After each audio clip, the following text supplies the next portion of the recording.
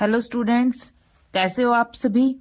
आज हमारा जो टॉपिक है, हमें क्या करना है, एलसीएम और एचसीएफ के कुछ क्वेश्चंस हैं जो मोस्ट इंपॉर्टेंट है एग्जाम के पॉइंट ऑफ व्यू से, वो देखने हैं। सबसे पहले देखिए फर्स्ट क्वेश्चन, 5 की पावर 8, 5 की पावर 5, 5 की पावर 12, 5 की पावर 20।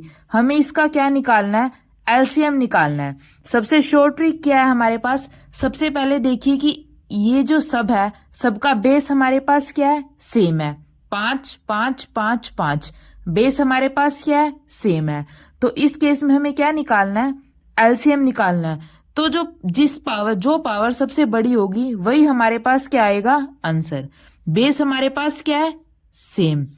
पावर कौन सी बड़ी है, 8 5 12 20। सबसे बड़ी क्या है हमारे पास, 20। तो आंसर हमारे पास क्या आ जाएगा, 5 की पावर 20। तो ऑप्शन हमारे पास सी करेक्ट है। सेकंड क्वेश्चन देखिए हमारे पास क्या है इसी टाइप का, 9 की पावर 3, 9 की पावर 9, 9 की पावर 15 और 9 की पावर 2। हमें इसका भी क्या निकालना है, एलसीएम निकालना है कि एलसीएम क्या होगा। सबसे पहले हमें क्या चेक करना है, बेस सेम है। बेस हमारे पास सेम है, 9 9 9 9। तो हमारे पास यहाँ पे 9।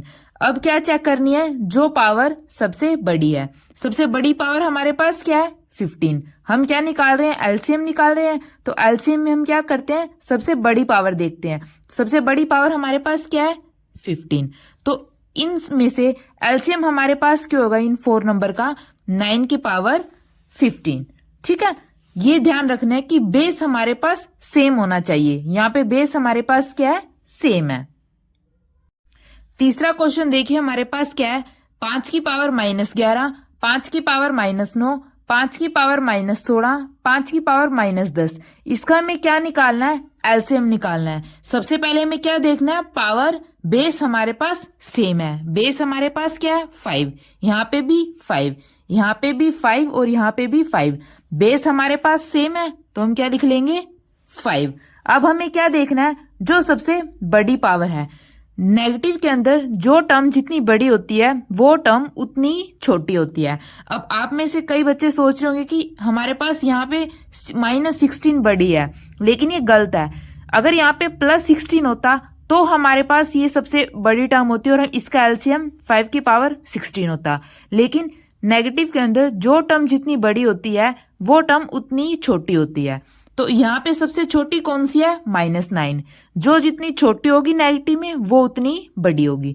तो आंसर हमारे पास क्या आ जाएगा, सबसे बड़ी पावर क्या है इनमें से, -9।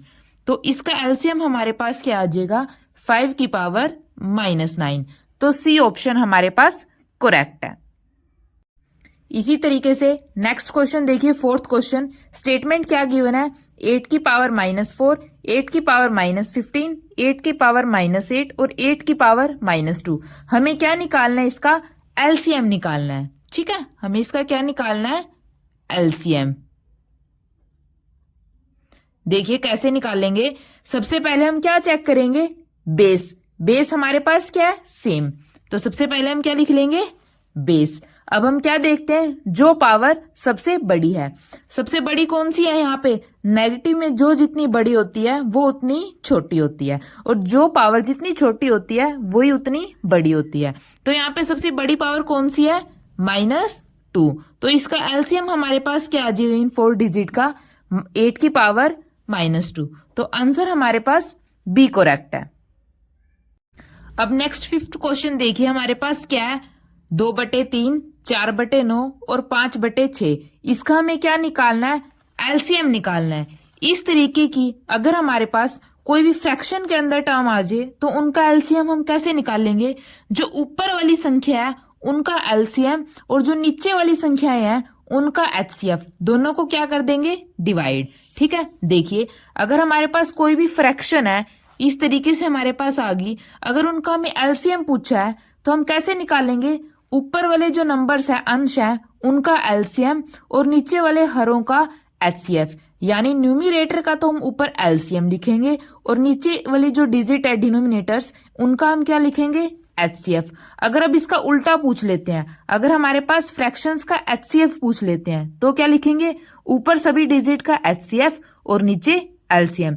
जो चीज पूछी है वो हमारे पास ऊपर, और जो चीज नहीं पूछी, एलसीएम पूछा तो एलसीएम ऊपर, एचसीएफ नीचे। अगर एचसीएफ पूछा तो एचसीएफ ऊपर, एलसीएम नीचे। अब देखिए इस तरीके से फ्रैक्शन हमें इसका एलसीएम निकालना है, तो ऊपर वाले जो नंबर्स हैं उनका हमें क्या निकालना है, एलसीएम।